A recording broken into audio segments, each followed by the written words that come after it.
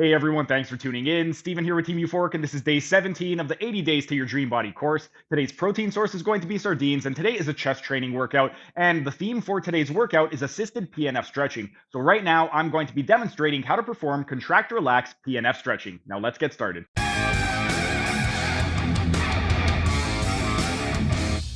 And while we are resting, we are going to continue with the demonstration for the PNF stretching exercises for the knee flexors. We already did straight up to with with hip flexion, and we already went adducted out to 30 degrees. Now we're going to adduct the thigh to 60 degrees when we take them into flexion. For this one, we could do a couple of different options. We could do the same hand position where we have where we're cupping the calcaneus in one arm, but this one, it's going to be a little bit of a strain on the anterior deltoid. What I prefer to do instead for this one over here is I like to have the thigh rest in the crook of my elbow. And this allows me to get a little bit more leverage because now I can just lean back and kind of just rotate out. So then on the inhale, they would just contract by pushing the calcaneus into me or the heel into me. And then on the exhale, I would lean back and take them deeper into the stretch. The other option, if you don't prefer that, is you could place one hand to stabilize at the distal femur, the other hand at the calcaneus, and then you could lean, take them into the stretch. They would inhale, contract, and then on the exhale, you would lean, take them deeper into the stretch. You could also go this way, but I wouldn't really recommend it because you're going to be using a lot more muscle on the opposite arm. And the main goal is to use as little muscle as possible and use more of your body leverage. That way you don't strain yourself. It's not wrong to do this, but I wouldn't do this personally. But you could do it where you just, when you traction, you lean forward, and then they would inhale, contract, and push into you. And then on the exhale, you would just lean forward once again. Try all three, see which one you prefer, but for me personally, I just prefer to rest it in the crook of the elbow.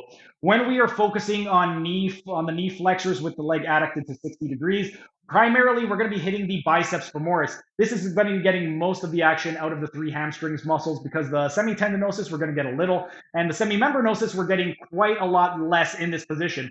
The biceps femoris, both the long and short head, most of the magic is happening over there because as we get more into adduction, we're focusing more on the lateral compartment of the femur.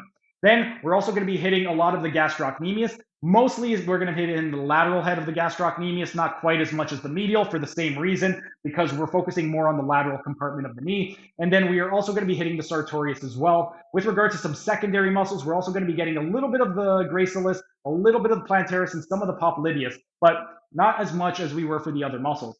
Then the next one, what we want to do is we are going to do the knee flexors with the leg adducted to 90 degrees. So for this one right over here, what we would do is we would take them at 90 degrees. So we want their thigh all the way over here.